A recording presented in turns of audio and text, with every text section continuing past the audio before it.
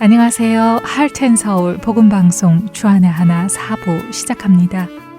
주안의 하나 4부는 제리 브리지스의 책 크리스천이 꼭 이겨야 할 마음의 죄를 읽고 함께 나누는 책 읽는 그리스도인과 은혜의 설교, 성경의 인물들과 사건을 만나는 바이블 드라마가 준비되어 있습니다.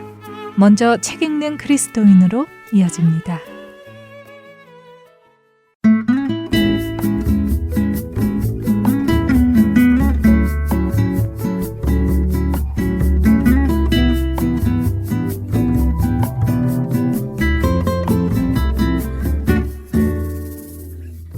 애청자 여러분 안녕하세요. 책 읽는 그리스도인 진행의 최강덕입니다. 제리 브리지스 작가의 크리스천이 꼭 이겨야 할 마음의 죄라는 책을 나누고 있습니다. 작가는 이 책을 통해 우리 삶 속에 여러 가지 크고 작은 교묘한 죄들이 존재한다는 사실을 나누며 우리가 이 죄들을 죄로 여기지 않는 문제가 있음을 깨닫기 원한다고 말합니다. 그리고 이런 죄들을 어떻게 다룰 수 있는지 그 방법을 제안하기 위해 이 책을 썼다고 하지요. 여러분은 여러분의 삶에 어느 정도 만족하시나요? 아침에 눈을 떴을 때, 하루를 마감할 때 하나님께 감사의 기도를 드리고 계십니까? 크리스천 사이에서도 자살률이 높아지고 있고 우울증을 앓고 있는 사람들이 점점 늘고 있다고 하지요. 우리는 자신의 삶에 몇 % 만족하고 살고 있고 또 얼마나 감사하며 살고 있을까요? 만족할 거리도 없고 감사할 거리도 없는데 어떻게 만족하고 어떻게 감사하느냐는 마음의 외침도 나올지 모릅니다. 우리가 잘 알고 있는 데살로니가전서 5장 18절은 범사에 감사하라 이것이 그리스도 예수 안에서 너희를 향하신 하나님의 뜻이니라 라고 하시고 에베소서 5장 20절은 범사에 우리 주 예수 그리스도의 이름으로 항상 아버지 하나님께 감사하며 라고 하시지요. 이 두 말씀 모두에는 범사에라는 단어가 등장합니다. 범사에, 즉 모든 상황에서 모든 일에 감사하라는 것인데요. 어떻게 도저히 감사하게 여겨지지 않는 상황에서도 감사할 수 있을까요? 속마음은 실망과 분노가 있는데 이를 악문 채로 순전히 의지력으로 감사하라는 것일까요? 주문 외우듯이 감사합니다, 감사합니다 하면 감사하는 상황으로 바뀔 거야 라는 믿음으로 무조건 감사합니다 라고 해야 한다는 말일까요? 이에 대한 답을 우리는 로마서 8장에서 찾을 수 있습니다. 우리가 알거니와 하나님을 사랑하는 자, 곧 그의 뜻대로 부르심을 입은 자들에게는 모든 것이 합력하여 선을 이루느니라. 하나님이 미리 하신 자들을 또한 그 아들의 형상을 본받게 하기 위하여 미리 정하셨으니 이는 그로 많은 형제 중에서 맏아들이 되게 하려 하심이니라. 라고 28절과 29절은 말씀하시고 내가 확신하노니 사망이나 생명이나 천사들이나 권세자들이나 현재일이나 장래일이나 능력이나 높음이나 깊음이나 다른 어떤 피조물들이라도 우리를 우리 주 그리스도 예수 안에 있는 하나님의 사랑에서 끊을 수 없으리라 라고 38절과 39절은 말씀하시지요.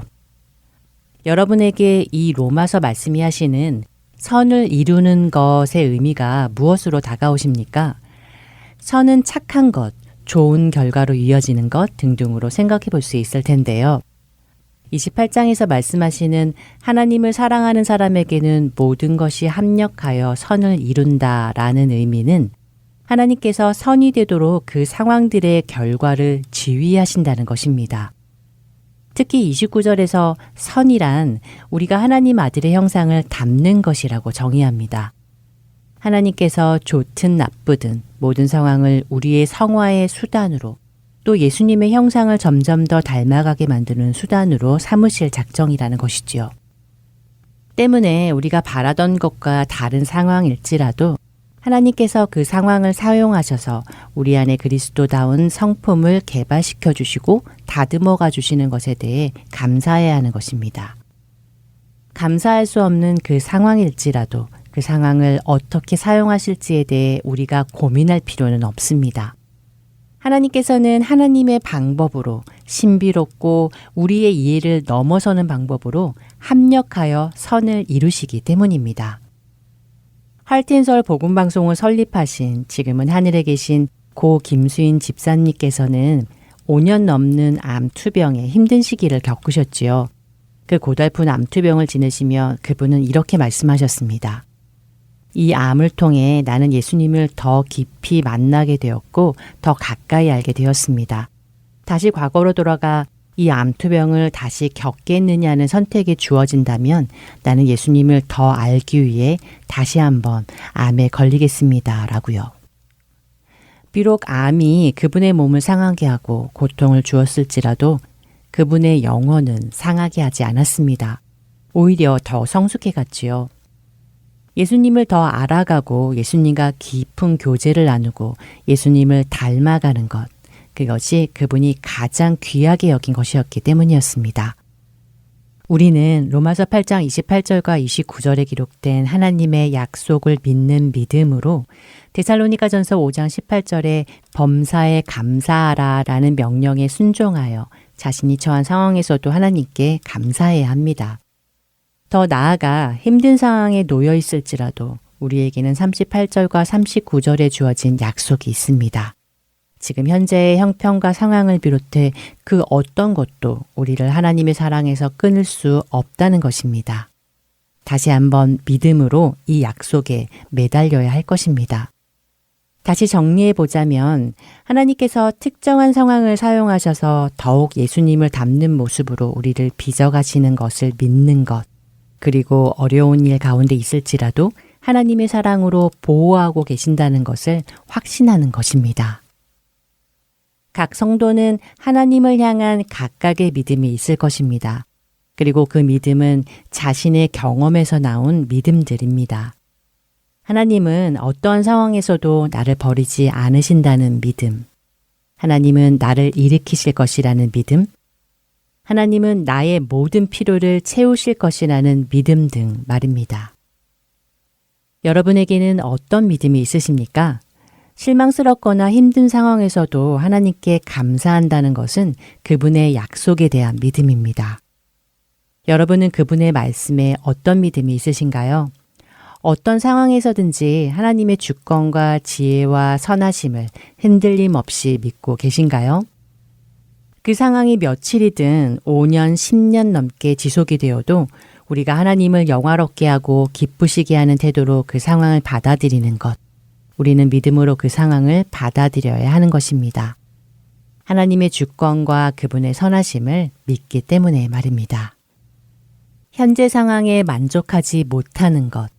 그것은 하나님을 믿지 못하는 것이라고 제리는 말합니다. 불만족한 마음이 내 안에 올라오고 감사가 사라져갈 때 하나님께서 허락하신 상황을 받아들이되 나에게 무엇이 최선인지 그분은 틀림없이 알고 계시며 사랑의 하나님께서 오직 최상의 것만을 목표로 하신다는 것을 믿는 믿음이 우리 안에 있기를 소원합니다. 이 책의 저자 제리는 이렇게 당부합니다. 성령의 도우심으로 모든 성도들이 불만족이라는 부정적인 태도에서 벗어나 하나님께서 주신 힘들고 실망스러운 상황에서 청지기 역할이라는 긍정적 자세를 갖게 되기를, 그래서 인생의 모든 국면에서 어떻게든 하나님을 영화롭게 할 수 있게 되기를 바랍니다. 라고요. 책 읽는 그리스도인 여기에서 마치겠습니다.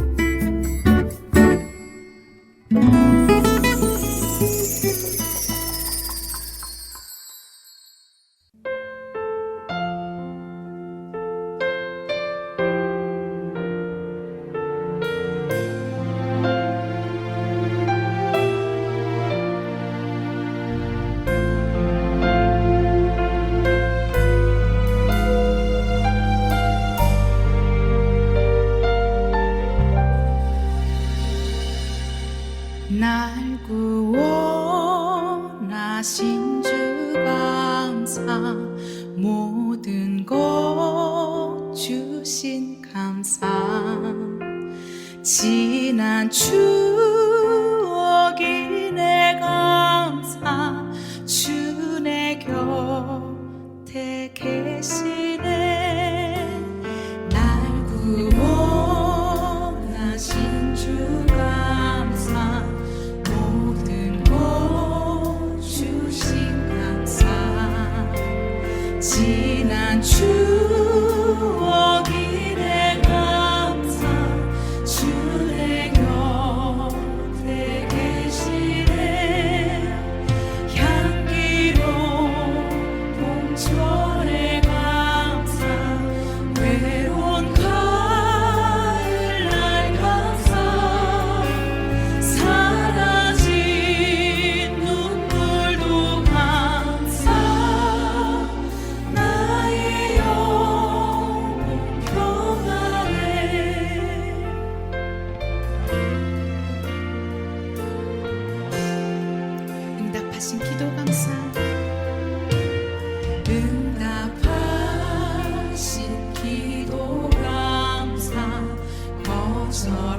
적절하신 것 감사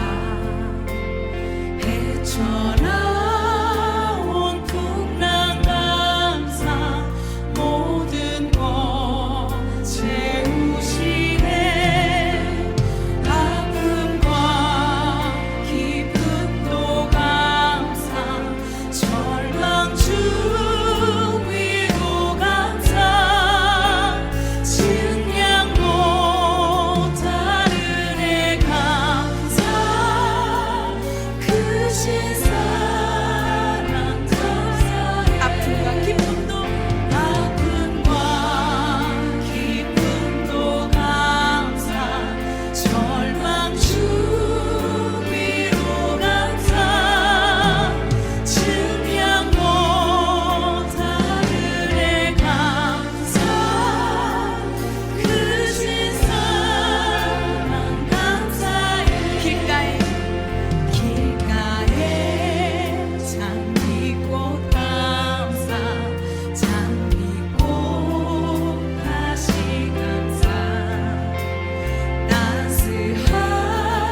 따스한 가정 희망 주신 것 감사 기쁨과 슬픔도 감사 하늘 평안을 감사 내일의 희망을 감사 영원토록 감사해 기쁨과 슬픔도 감사 하늘 평안을 감사 내일의 희망을 감사 영원토록 감사 아픔과 기쁨도 감사 아픔과 기쁨도 감사 절망 중 위로 감사 증량 못하는 애 감사 크신 사랑 감사해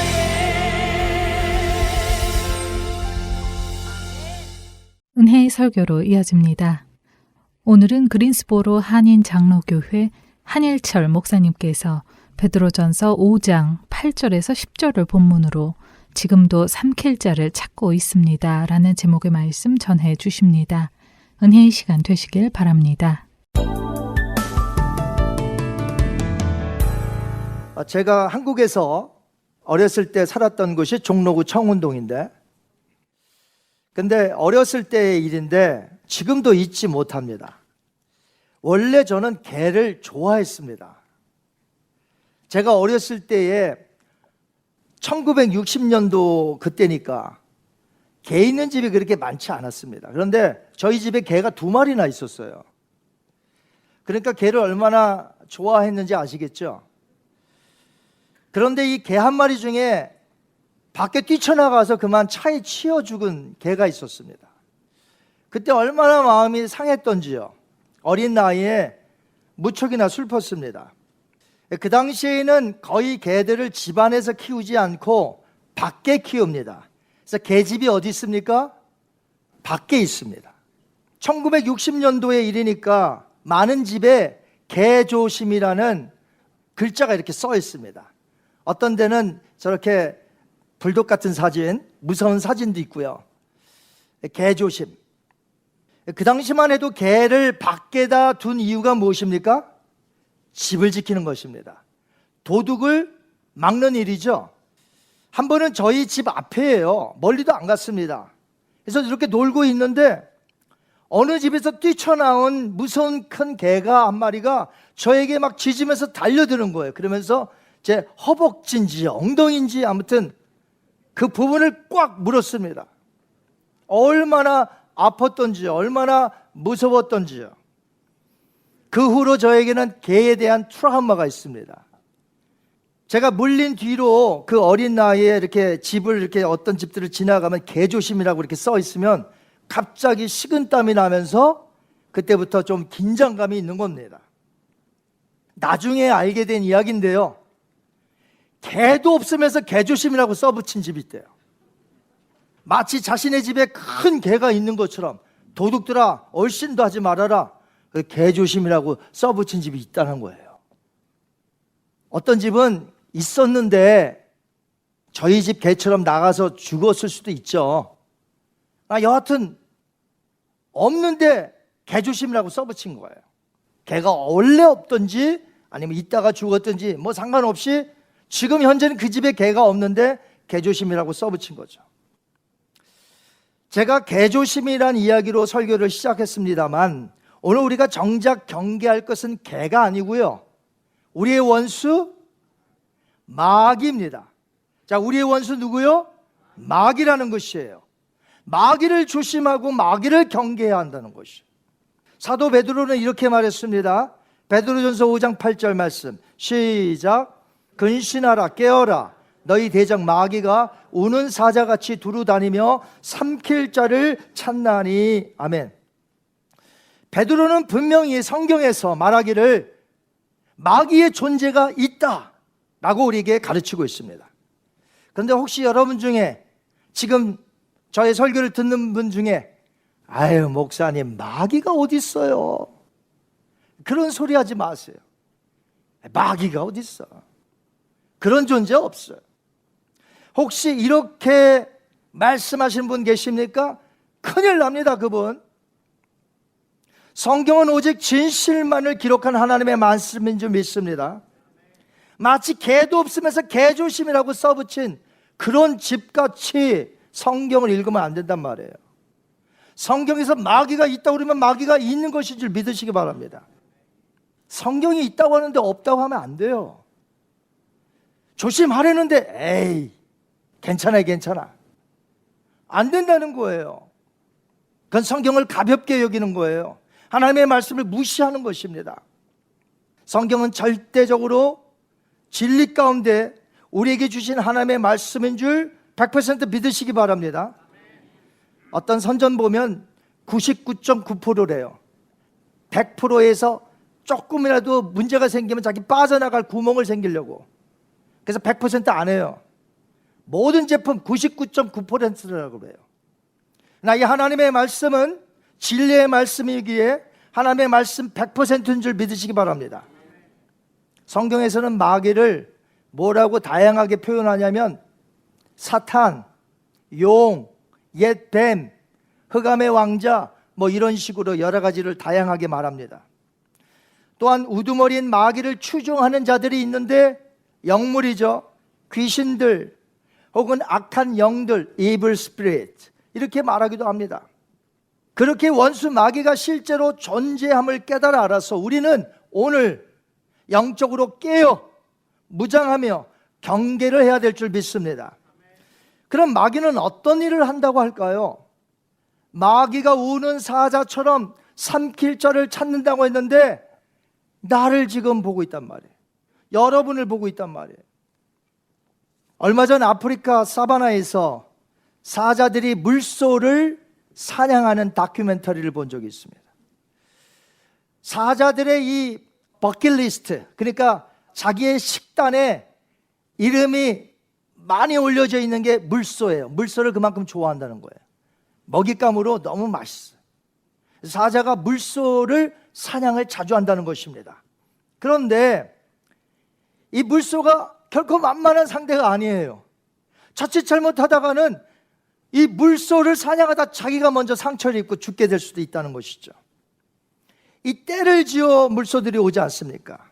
물소에 뿔에 받치면 사자들이 먼저 죽을 수 있어요. 그래서 사자들은 무턱대고 물소 떼 안으로 그냥 진격해 들어가는 것이 아니에요.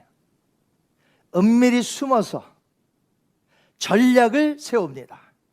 그 전략이라 하면 무엇인 줄 아세요? 이 무리떼 중에서 약한 자를 찾아내는 거예요.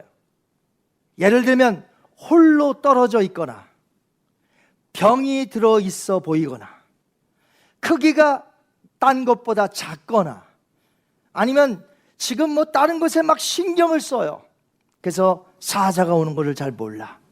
자, 이런 것들이 바로 사자들이 찾아내는 전략을 가진 사냥법이라는 것입니다.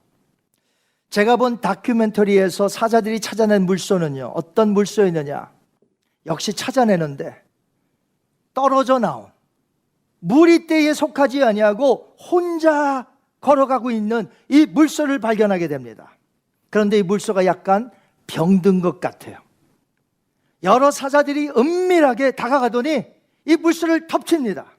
물소는 그제서야 도망을 하며 결사적으로 방어해 보지만 때는 늦은 걸 알아요.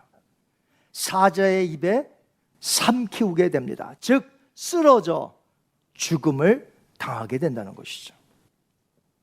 저는 이 비참한 물소의 죽는 모습을 보면서 오늘 성경 말씀이 떠올랐습니다. 물론 짐승의 세계에서는 약육강식의 아주 자연스러운 현상이죠.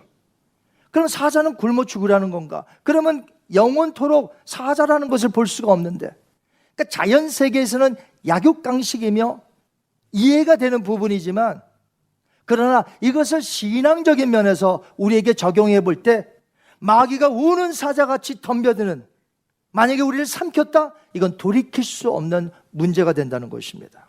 그렇기 때문에 오늘 두 가지를 꼭 아셨으면 좋겠습니다. 첫째는 오늘도 마귀가 두루두루 찾고 있는데 특별히 아무나 찾는 것이 아니라 삼킬 만한 자를 찾고 있다는 것입니다. 둘째는 우리는 오늘 이 시대에 살면서 깨어 근신하며 마귀를 믿음으로 대적해야 한다는 것이에요. 그래서 마귀에게 결코 삼키우는 일이 없도록 우리 자신들이 항상 하나님의 은혜 가운데 믿음에 서서 경계 또 경계해야 한다는 것이죠. 이런 이야기가 있습니다. 식사 시간이 되어서 이제 밥을 지어러 먹으려고 이제 버나를 밭을 돌들어 찾아가는 이 캠핑 갔던 사람들의 이야기예요. 이제 밥 때가 된 거예요. 식사 때가 되어서 이 버너에 이제 맛있게 이제 해야 되는데 돌이 필요해, 돌이. 그래서 딱 맞는 돌들을 몇 개 주스려고 이제 갔어요. 이제 찾아보니까 돌이 하나 좀 괜찮은 게 있어요. 아, 이거다. 그래서 이거 흔들어 보니까 아, 이게 꿈쩍도 안 하는 겁니다. 그래서 계속해서 붙잡고 흔들어 뽑아냅니다. 자, 뽑아냈어요. 그리고 이제 또 필요해요. 그래서 딴 곳에 가서 아, 요것도 적당하네 하면서 그 돌을 이제 뽑아내는데 아, 이번에는 꿈쩍도 안 하는 것입니다. 그래서 발로 뻥 치는데 이 발만 아파요. 전혀 움직이질 않아요. 그래서 이 돌을 포기하고 다른 곳에 가서 돌들을 쉽게 뽑아서 이제 버너에 이렇게 받치는 것으로 사용했다는 그런 이야기가 있습니다. 쉽게 뽑히는 돌처럼 아주 쉽게 흔들리는 크리스찬이라면 마귀가 지금도 찾아와 삼키려고 한다는 것이죠. 왜? 건드리면 그냥 넘어가니까. 혹시 여러분 중에 성경 말씀이 믿어지지 않고 교회 오면 뭐가 그렇게 불평이 많은지 처음부터 끝까지가 다 마음에 안 들어. 교회에서 재미가 하나도 없어. 밖에 나가면 그저 재미있는데 이 교회만 오면 따분하고 재미가 하나도 없어. 조금만 나에게 어려운 일이 생기면 하나님이 과연 살아계신지 의심부터 가요. 여러분, 신천지란 이단이 있죠. 신천지란 이단이 초기의 전도 활동하고 지금의 전도 활동하고 다릅니다. 지금은 아주 대놓고 전도해요, 이 신천지 이단이. 그러나 맨 처음에 신천지들이 대놓고 못했습니다. 자기 자신을 숨겼어요. 그러면 어떤 자들에게 접근하느냐? 자기에게 넘어오기 쉬운 자들을 찾는 것이죠. 똑같아요. 그래서 어떤 자를 찾냐면 교인 중에 성경을 의심하는 자, 교회에 늘 불평이 많은 자, 또한 목회자와의 관계가 썩 좋지 않은 자, 이런 자 골라냅니다. 혹은 열심은 있는데 성경을 깊이 몰라, 배운 적이 없어서. 이 사람들이 신천지의 타겟이라는 것이. 이런 자들이 신천지에 이제 접근하면 넘어가기 쉽다는 거예요, 확률적으로. 여러분, 베드로가 무엇이라고 했습니까? 오늘 뭐라고 했죠? 근신하라, 깨어라. 한번 따라하십니다. 근신하라, 깨어라.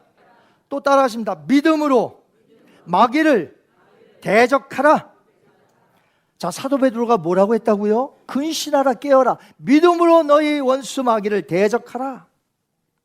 근신하라는 말은요, self control, 자기 자신을 통제하고 조심하라는 거예요. Be attention, watch out. 그냥 세월이 흘러가는 대로 내 삶을 거기에 맡기지 말고 말씀으로 내 삶을 조절하며 살라는 것이에요. 배운 말씀이 있지 않겠습니까? 그 배운 말씀으로 바탕으로 자기 자신을, 생각을 통제시키고 정신을 차리고 마음을 강하게 하여 살라는 것입니다. 하나님의 말씀대로 늘 근신하여 깨어 있어야만 마귀가 와서 함부로 하지 못한다는 것이에요. 하나님의 전신갑주를 우리 보고 입으라고 했는데, 하나님의 전신갑주에 보면 다 수비용, 그러니까 공격을 막는 수비용 그런 그 무기만 있는 것이 아니죠. 우리에게 공격형 무기가 있습니다. 무엇이죠? 날카로운 양검입니다. 하나님의 말씀, 성령의 검. 자, 이것은요, 마귀와 대적해서 싸우라고 우리에게 주신 것이에요. 어떤 사람은 이 검 갖고 지금 놀아, 모래, 이름도 긋고, 그러라고 주신 게 아니란 말이에요. 이 하나님의 말씀인 이 성령의 검은 악한 마귀와 대적까지 싸워 찌르고 승리하라고 주신 줄 믿습니다. 근데 어떤 분들 보면 이 양검이 막 녹이 슬었어. 거미줄이 막 키고 하도 안 써갖고. 여러분, 물소가 약하잖아요. 그런데 사자에게 삼키우지 않을 방법이 있어요. 물이 때 안에 있고 뿔을 사자를 향하여 눈을 이렇게 쳐다보고 있으면 사자가 들어오질 못해요.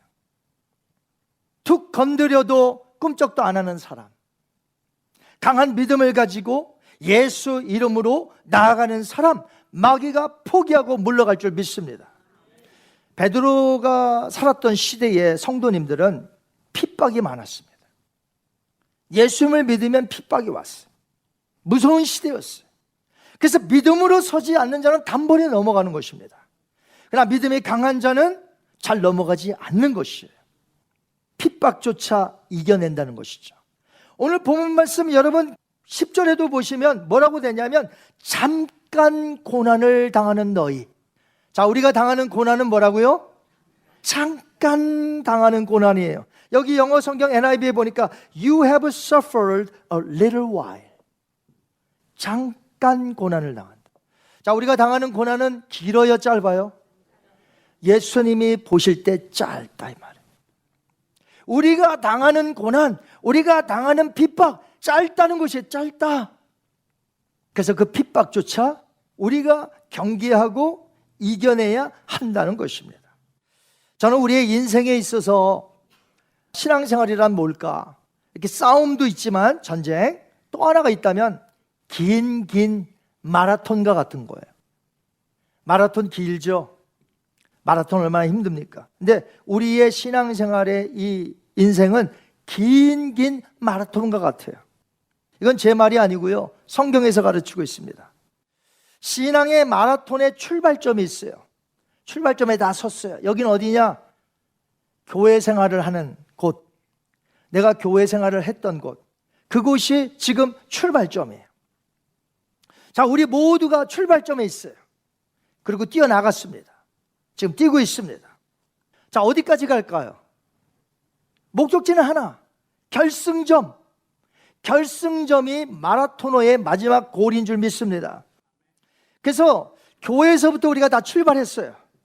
그러면 이제 그 결승점이 있는데, 결승점은 언제냐면 우리가 목숨을 다할 때, 즉 주님이 부르실 때, 혹은 주님이 먼저 나에게 오실 때, 그때가 아무튼 그 결승점이에요. 자, 그래서 이 결승점은 사람마다 다 달라요. 시작은 같이 했어도 어떤 사람은 이 신앙의 마라톤의 길이가, 어떤 사람은 막 5년, 10년, 50년 뭐 다 다를 수 있어요. 자, 성경에서 말하는 신앙의 마라톤 한번 같이 읽어볼까요? 한번 같이 읽겠습니다. 시작. 이러므로 우리에게 구름같이 둘러싼 허다한 증인들이 있으니 모든 무거운 것과 얼매이기 쉬운 죄를 벗어버리고 인내로서 우리 앞에 당한 경주를 하며. 아멘. 저기 보시면요, 한번 따라 하십니다. 인내로서 우리 앞에 당한 경주를 하며. 자, 우리 앞에 경주한다고 그랬습니다. 경주하시죠? 신앙의 마라톤입니다. 그런데 무엇으로서? 인내로서. 인내하셔야 돼요. 인내. 너무 중요한 거예요. 인내. 자, 결승점에 도달하지 않으면 아무 소용이 없어요. 교회에서 출발했어도 아무 소용 없어요. 결승점에 도달해야 돼. 결승점에 저와 여러분이 같이 만나야 된다는 것이. 아멘. 제가 막 도착을 했는데 아무개 있는가 보니까 없어. 아무개 있나 보니까 없어. 그럼 되겠어요, 여러분? 우리가 출발은 같이 했어요. 그런데 어디까지 가야 돼요? 결승점. 결승점이 어디입니까? 내가 이 땅에서 죽는 날, 혹은 예수님이 나에게 먼저 오시는 그날. Either way, 어떤 것이 which one comes first? 내가 먼저 죽든지 아니면 내가 죽기 전에 예수님이 내가 살아있을 때 오시든지, 그때가 내 결승점이라는 것이죠. 사도 바울도 이 신앙의 결승점까지 뛰어갔습니다. 할렐루야. 우리가 사도 바울, 귀한 사도. 근데 그가 뛰어가더니 결국 어디까지 갔어요? 결승점에 도달했다는 것이에요. 우리 한번 그의 고백을 들어보겠습니다.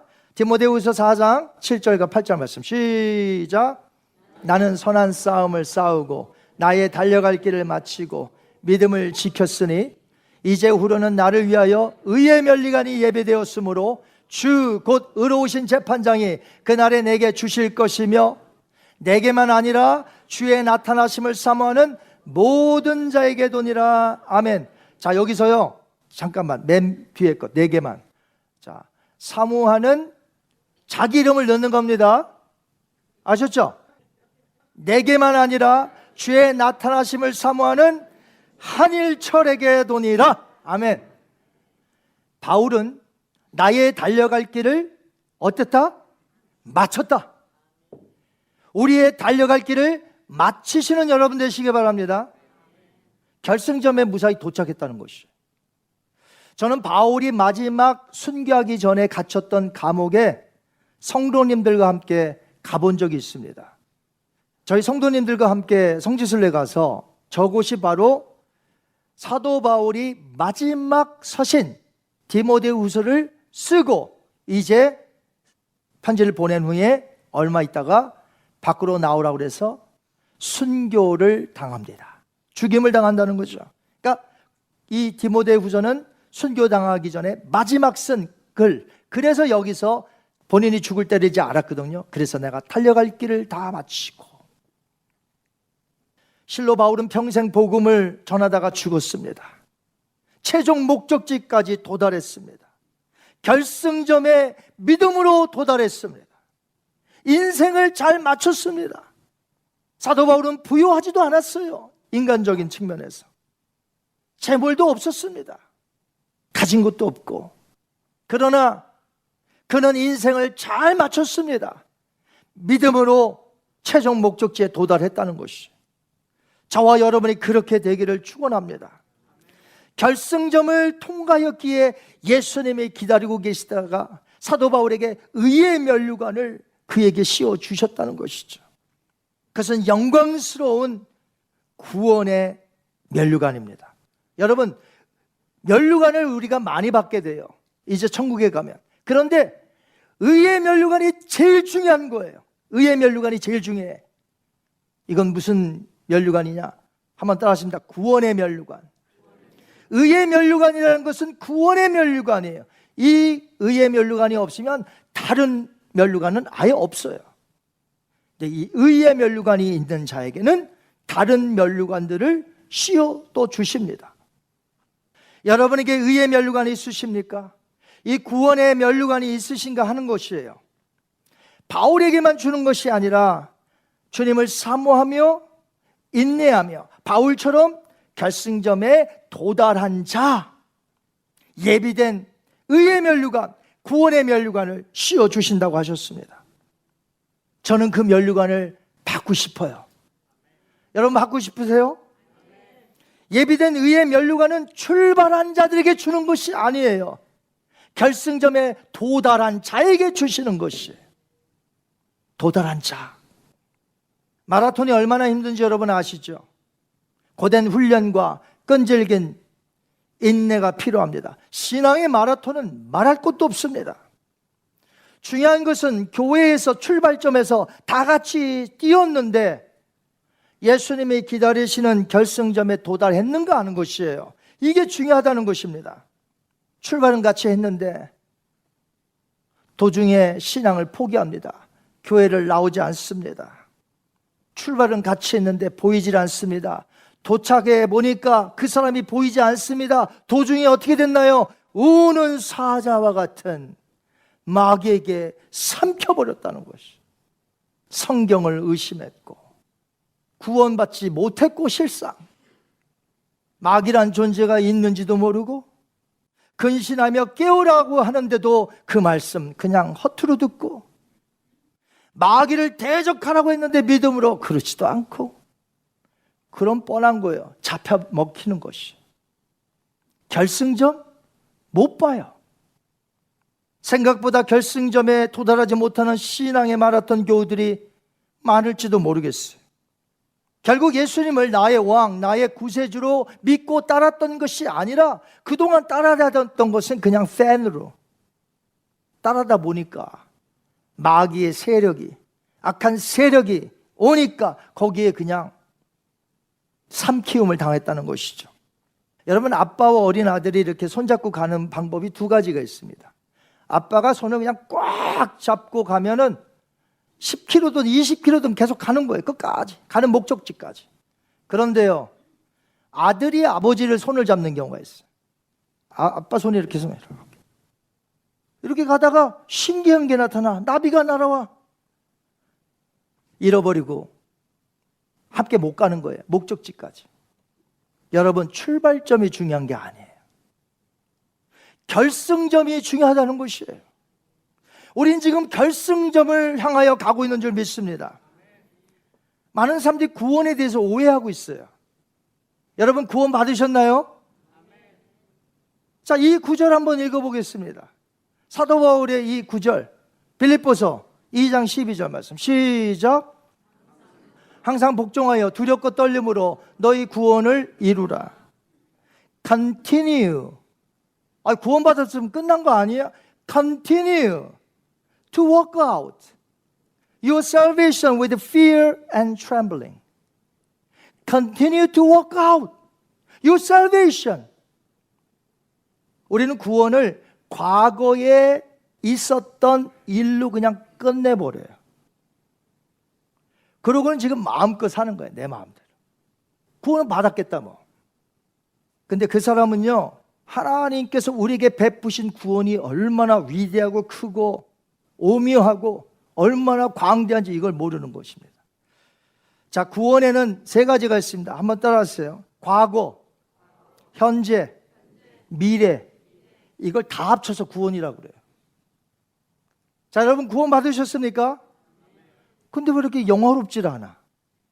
왜 이렇게 오늘도 인상 쓰시고 다니고 하나도 뭐 은혜롭지가 않고 영화스러워야 되는데 구원 받았다며요.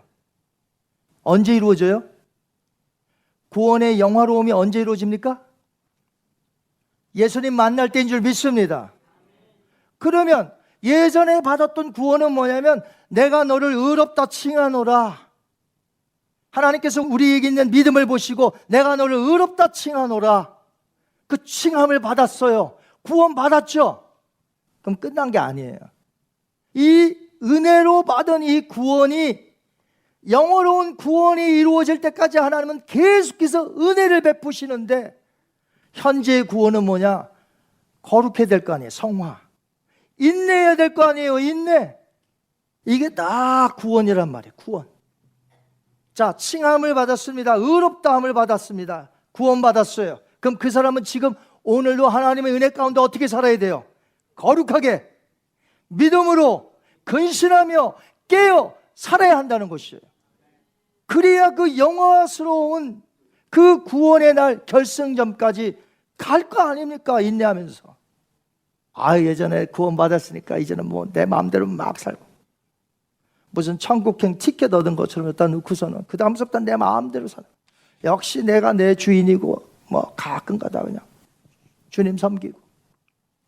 구원은 그런 게 아닙니다, 여러분. 마귀가 어떤 자를 찾고 있어요? 마귀가 찾는 자. 지금 설명을 다 드렸잖아요. 여러분 예수님을 믿으세요? 구원 받으셨습니까? 그럼 오늘 우리가 이루어야 할 구원은 무엇입니까? 성화. 한번 따라하십니다. 성화. 인내. 이거 내 힘으로 지키는 게 아니에요. 이루는 게 아니에요. 구원은 철저히 하나님의 은혜입니다. 칭의를 받았기 때문에 계속해서 하나님이 주시는 은혜로 내가 오늘 성화할 수 있고 내가 오늘 인내할 수 있는 거예요. 하나님의 은혜로. 그러니까 목사가 오늘 주의 성령께서 주시는 말씀을 대언하지 않습니까? 근신하라, 깨어라, 믿음으로 마귀를 대적하라. 그러면 구원받은 자는 어떤 마음이 드냐면 네, 그렇습니다. 근신하겠습니다. 깨어 있겠습니다. 믿음으로 마귀를 대적하겠습니다. 이렇게 나가는 거고, 구원받지 못한 자는 에이, 목사님 그런 게 어디 있어요. 그래서 저는 출발점을 믿음으로 가진 구원으로 시작을 안 보는 거예요. 교회의 출발점으로 보는 거예요. 왜냐하면 교회에 같이 출발을 했어도 결승점에 못 가는 사람도 있거든요. 그래서 교회에 나오는 거 굉장히 중요합니다. 하지만 더 중요한 게 무엇입니까?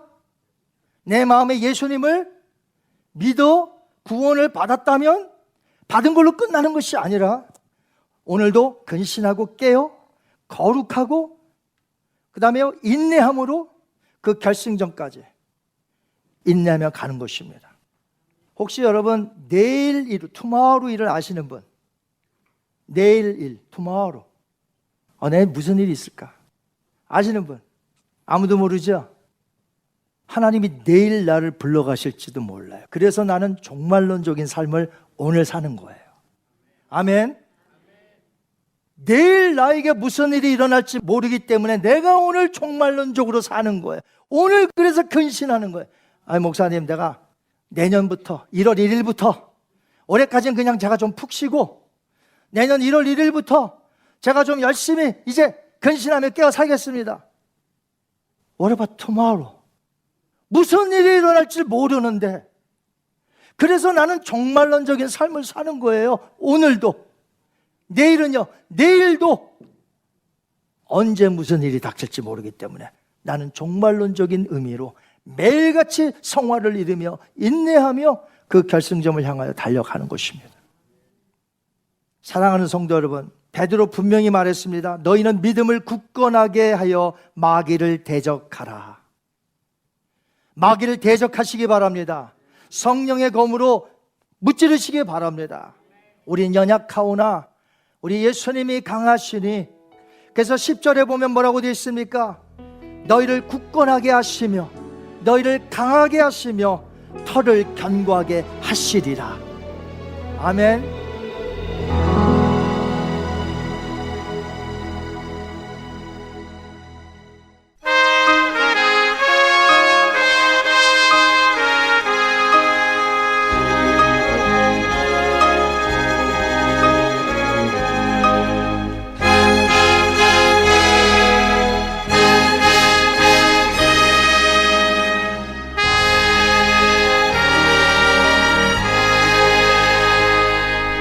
예수는 나의 힘이요 내 생명 되시니 구주 예수 떠나가면 죄 중에 빠지리 눈물이 앞을 가리고 내 맘에 근심 쌓일 때 위로하고 힘주시리 주 예수. 예수는 나의 힘이요 내 친구 되시니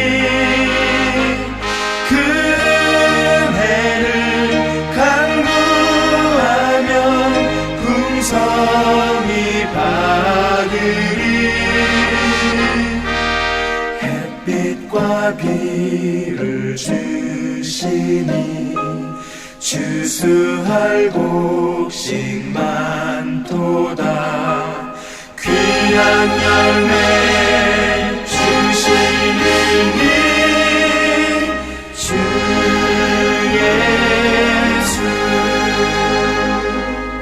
예수는 나의 힘이요 내 기쁨 되시니 그 명령을 준행하여 늘 충성하겠네. 주야로 보호하시며 바른 길 가게 하시니 의지하고 따라가리. 주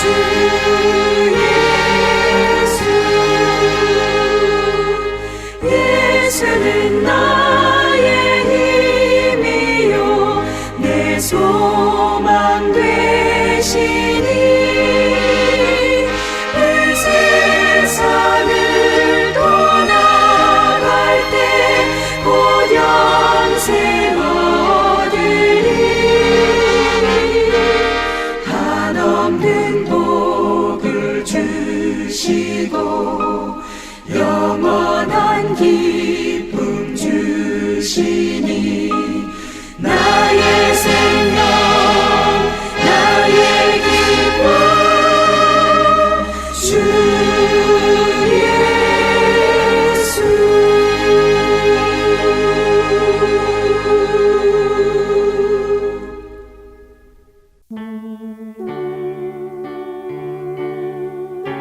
나는 소리요 빈들에서 외치는 소리요 주의 길을 곧게 하라고 광야에서 외치는 자의 소리.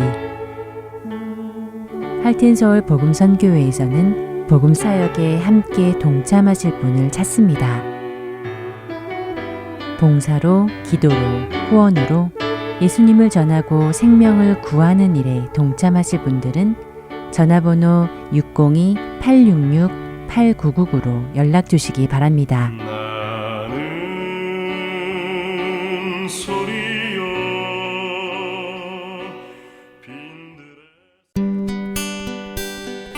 기쁜 소식 사랑으로 땅끝까지 전하는 아랜소.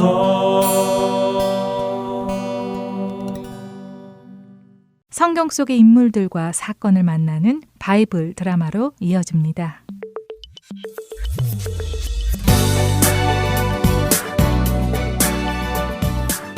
시청자 여러분 안녕하세요. 바이블 드라마 사무엘 편 진행의 박윤규입니다. 블레셋과의 전쟁에서 큰 승리를 거둔 다윗. 그는 이제 이스라엘의 왕으로서의 자리를 굳건하게 하기 위해 하나님의 언약궤를 자신이 머무는 다윗성으로 옮겨오려 합니다. 하나님과 이스라엘 백성의 언약의 상징이며 하나님의 임재의 상징이 언약궤를 옮겨오는 것을 기뻐한 다윗과 백성들은 언약궤를 옮기는 과정에서 뜻하지 않게 웃사가 죽는 것을 경험하며 충격에 빠집니다. 거룩한 하나님의 언약궤를 옮기기 위해서는 하나님께서 지시하신 방법을 통해서 옮겨야 했지만 다윗은 그 사실을 간과했습니다. 이 사건을 통해 아무리 그 동기가 좋고 그 목적이 좋다고 해도 그 과정이 잘못된 것이 용납되는 것이 아님을 알게 됩니다. 동기가 좋고 목적이 좋다면 그 과정도 좋아야 하는 것입니다. 사울 왕이 죽고 난 후에 이스라엘 나라가 잠시 두 파벌로 나뉘어졌던 것을 다시 연합하도록 만든 다윗은 언약궤를 중심으로 하나님 중심의 나라로 이스라엘을 이끌고자 하는 선한 목적을 가지고 언약궤를 옮겼지만 그 언약궤를 옮기는 과정에서 하나님의 말씀을 따르지 않은 죄를 범하게 된 것이고 그 과정에서 웃사라는 사람이 죽음을 맞이하게 된 것이지요. 다윗은 언약궤를 옮기던 것을 중단합니다. 그리고는 언약궤를 웃사가 죽은 지역에 사는 오벳 에돔이라는 사람의 집으로 가지고 가도록 시키지요. 예루살렘으로 돌아온 다윗은 자신을 돌아봅니다. 자신이 하나님의 언약궤를 옮기는 과정에서 잘못한 것이 무엇인지 돌아보며 하나님 앞에 회개합니다. 하나님, 혹시라도 제가 하나님 보시기에 기뻐하시지 않는 마음으로 언약궤를 옮기려 했다면 저로 깨닫게 하시옵소서. 하나님의 생각이 아니라 저의 생각으로 이 일을 추진한 것이었다면 그것도 깨닫게 하옵소서. 하나님만이 선하심을 고백합니다. 선하신 하나님의 계획대로 움직이는 저와 이스라엘이 되게 하옵소서. 다윗은 하나님 앞에 자신을 정결하게 하고 하나님의 뜻을 구했습니다. 또한 제사장들을 불러 하나님의 언약궤를 옮기는 방법에 대해서도 자문을 구했지요. 그리고는 자신이 잘못한 것들을 깨닫습니다. 그렇게 3개월이라는 시간이 흘러갔습니다. 하나님께서 오벳 에돔의 집에 복을 주시기 시작하셨습니다. 오벳 에돔의 가문에 임신을 하는 여인들이 생겨났고 오벳 에돔의 재물이 늘어났습니다. 하나님께서 언약궤를 잘 보관하고 있는 오벳 에돔의 집을 축복하셨다는 이야기가 예루살렘에 있는 다윗에게까지 전달됩니다. 그래요? 하나님께서 오벳 에돔의 온 집안을 축복하셨다고요? 정말 기쁜 일이군요. 하나님께서 노여움을 푸시고 이제 우리 이스라엘을 축복하시겠다는 표징이군요. 자, 이제 그럼 하나님의 언약궤를 하나님의 방법으로 이곳으로 모셔옵시다. 다윗은 사람들을 이끌고 오벳 에돔의 집으로 내려가 하나님의 언약궤를 다시 운반하기 시작합니다. 그러나 이번에는 수레에 얹어가는 것이 아니라 하나님께서 명하신 방법대로 레위인들이 남은 봉을 언약궤 양쪽에 넣어 어깨에 메고 옮기기 시작했지요. 특별히 다윗은 자신의 왕복을 벗습니다. 아니, 다윗 왕이시여, 어찌하여 왕복을 벗으십니까? 내가 이스라엘 백성들의 왕이지 거룩하신 하나님 앞에서 왕은 아니지 않소. 감히 내가 어찌 하나님의 임재 앞에서 왕의 옷을 입고 있겠소. 다윗은 그렇게 왕복을 벗고는 하나님의 언약궤를 맞아들입니다. 레위인들은 하나님의 언약궤를 어깨에 메고 걸음을 걷기 시작합니다. 레위인들이 6걸음을 걸어가도 아무런 일이 일어나지 않자 다윗은 하나님께서 언약궤를 옮겨가는 것을 허락해 주심으로 알고 기뻐하며 소와 살찐 송아지로 하나님 앞에 제사를 드립니다. 그리고는 언약궤를 다윗성으로 옮기기 시작합니다. 온 백성은 하나님의 임재가 왕의 성으로 돌아오는 것을 기뻐했고 다윗 역시 하나님께서 자신과 동행하신다는 허락에 기뻐하며 춤을 추며 노래를 부르기 시작합니다. 땅과 거기에 충만한 것과 세계와 그 가운데 사는 자들은 모두 다 여호와 하나님의 것입니다. 과연 누가 이 여호와의 산에 오를 수 있는가? 누가 그 거룩한 장소에 설 수 있는가? 오직 손이 깨끗하고 마음이 청결하고 자기 마음을 허탄한 데에 두지 아니하고 거짓 맹세하지 않는 사람이 아니겠는가? 그런 사람은 우리 하나님께 복을 받고 구원을 얻을 것이다. 예루살렘의 문들아, 너희 머리를 들지어다. 영원한 문들아, 영광의 왕께서 너희에게 들어가신다. 다윗의 선포에 사람들은 박수와 함께 하나님을 찬송합니다. 다윗은 그 앞에서 너무도 기뻐 덩실덩실 춤을 춥니다. 그런데 너무도 신이 나서 춤을 추던 다윗의 바지가 내려갔습니다. 하지만 다윗은 그런 것이 부끄럽지 않았습니다. 하나님 앞에서 즐겁게 춤을 추는 자신의 바지가 벗겨진 것 정도는 아무것도 아니라고 생각했지요. 하나님의 언약궤가 아무 문제 없이 다윗 성 안에 들어왔습니다. 다윗은 기쁜 마음으로 온 백성들에게 떡과 고기 그리고 건포도를 나누어 주며 이날을 기념했습니다. 그런데 그런 다윗의 모습을 못마땅하게 바라보는 사람이 있었습니다. 바로 다윗의 아내이며 사울 왕의 딸이었던 미갈이었습니다. 그녀는 왜 다윗의 이런 모습을 못마땅하게 생각했을까요? 바이블 드라마 사무엘 편 다음 시간에 뵙겠습니다. 안녕히 계세요.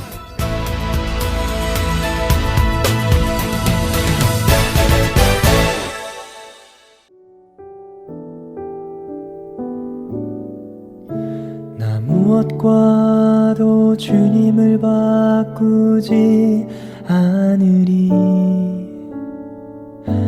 다른 어떤 은혜 구하지 않으리. 오직 주님만이 내 삶의 도움이시니 주의 얼굴 보기 원합니다. 나 무엇과도 주님을 바꾸지 않으리. 다른 어떤 은혜 구하지 않으리. 오직 주님만이 내 삶의 도움이시니 주의 얼굴 보기 원합니다. 주님 사랑해요.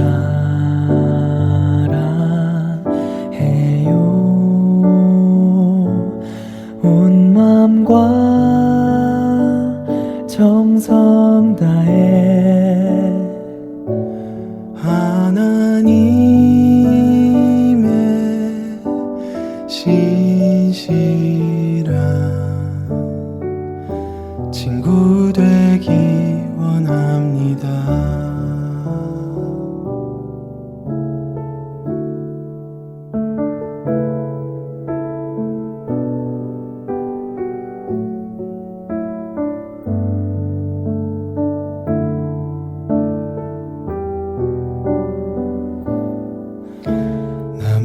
무엇과도 주님을 바꾸지 않으리. 다른 어떤 은혜 구하지 않으리. 오직 주님만이 내 삶의 도움이시니 주의 얼굴 보기 원합니다. 주님 사랑해요.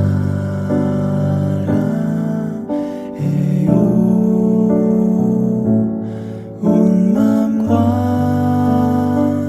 정성 다해 하나님의 신실한 친구 되기 원합니다. 주님 사랑해요.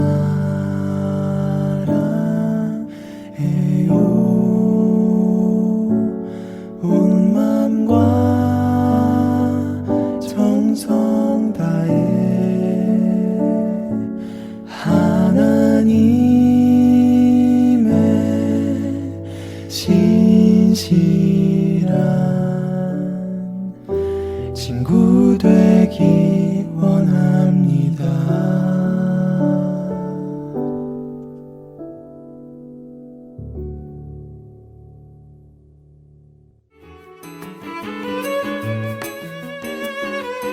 주안의 하나 4부 준비된 순서는 여기까지입니다. 언제나 주 안에서 충만한 은혜와 평강을 누리시길 소망하며 오늘은 여기서 마치겠습니다. 다음 시간까지 안녕히 계세요. 고맙습니다.